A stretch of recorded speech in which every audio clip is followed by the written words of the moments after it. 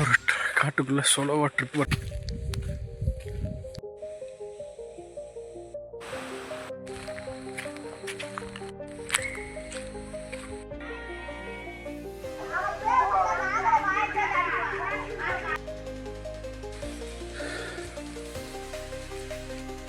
சுருளி மலை மேலே இருக்க காட்டுக்குள்ளே யாரும் அதிகம் போயிருக்க மாட்டீங்க.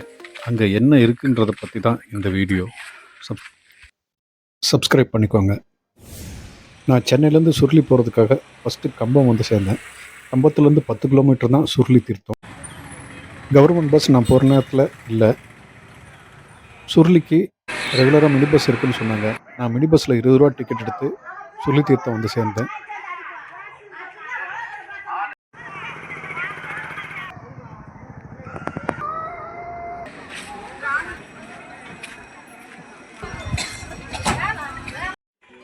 காசி ராமேஸ்வரம் மாதிரி சுருளி தீர்த்தத்துலேயும் முன்னோர்களுக்கு தர்ப்பணம் கொடுக்குறாங்க.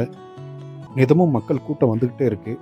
ஆனால் அமாவாசை நாட்களில் கூட்டம் அதிகமாகவே இருக்கும். அதே மாதிரி குழந்தைகளுக்கு மொட்டை அடித்து காது குத்தி கிடா வெட்டுற ஃபங்க்ஷனும் நடந்துக்கிட்டே இருக்குது. சுருளி அருவிக்கு நம்ம போகிறதுக்காக என்ட்ரன்ஸ் டிக்கெட் 30 ரூபா வசூலிக்கிறாங்க. நான் போன நேரம் மழை பெஞ்சு அருவியில் நல்ல தண்ணி வந்துட்டு இருந்தது. போகிற வழியெல்லாம் நல்ல பசுமையாக இருந்தது.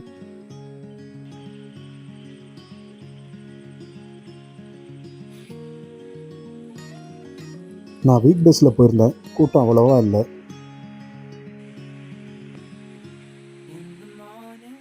ஆனால் சுருளி அருவி வேறு, சுருளி தீர்த்தம்ங்கிறது வேறு. சுருளி அருவியை பார்த்துட்டு வந்ததுக்கப்புறம் சுருளி தீர்த்தத்துக்கு எப்படி போகணுன்ற வழியை நான் காட்டுறேன்.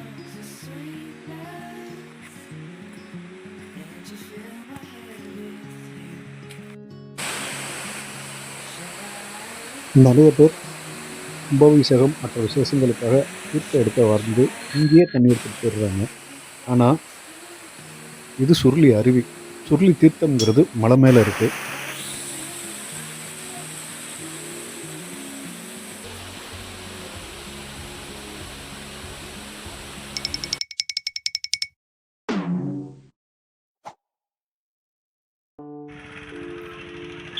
சுருளி தீர்த்தத்துக்கு நம்ம போகணுன்னா சுருளி மலை மேலே இருக்க இந்த வழியாக தான் நம்ம போகணும். ஒரு 15 நிமிஷம் காட்டு வழி நம்ம போனாலே போதும். சுருளி வேலப்பர் கோயிலுக்கு நம்ம போயிடலாம். இங்கே தான் தீர்த்தம் கிடைக்கும். ஆஃப்ரோடு பைக் ஓட்டணும்னு நினைக்கிறவங்களும் கோயிலுக்கு கொஞ்சம் முன்னாடி வரைக்கும் பைக்கில் போகலாம். நான் அங்கே இருக்க மக்கள்கிட்ட இந்த வழியை பற்றி கேட்டு விசாரித்து போனப்போ, பார்த்து போங்க, எப்பயாவது ஒரு டைம் மட்டும் யானை வரும்னு சொன்னாங்க.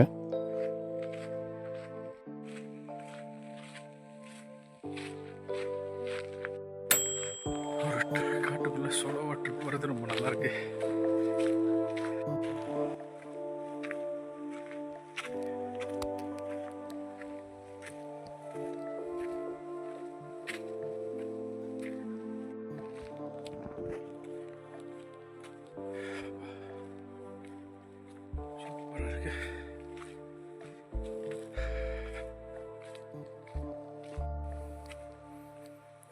ஒரு 15 நிமிஷத்துலேயே நம்ம கோயில்கிட்ட வந்துட்டோம்.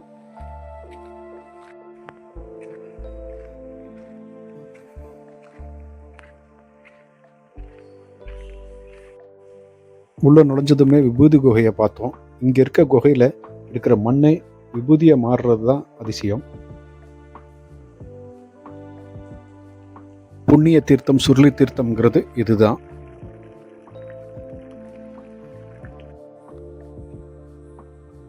இமயகிரி சித்தர் சிவனை நோக்கி தவம் புரிந்த இடம் இதுதான்.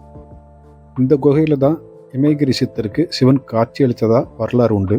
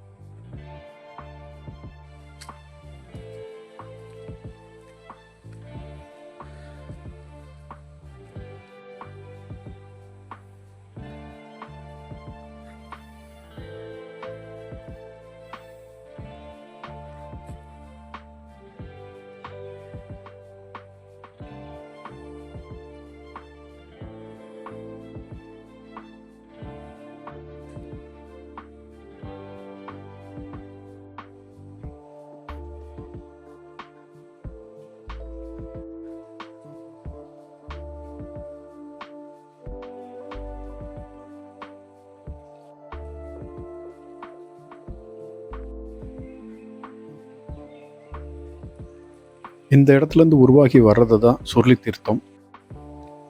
நம்ம விசேஷங்களுக்கு பயன்படுத்துகிற சுருளி தீர்த்தத்தை இங்கேருந்து தான் நம்ம எடுத்துகிட்டு வந்து பூஜாரிகிட்ட கொடுத்து அங்கேருந்து பூஜை பண்ணி வாங்கிட்டு போனோம்.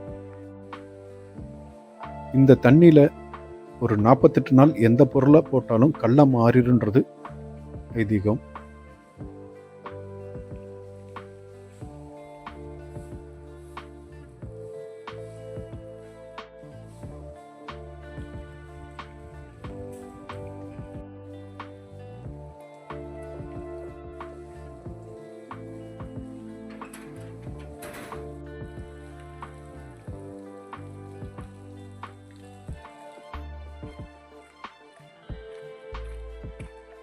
வந்துட்டோம்.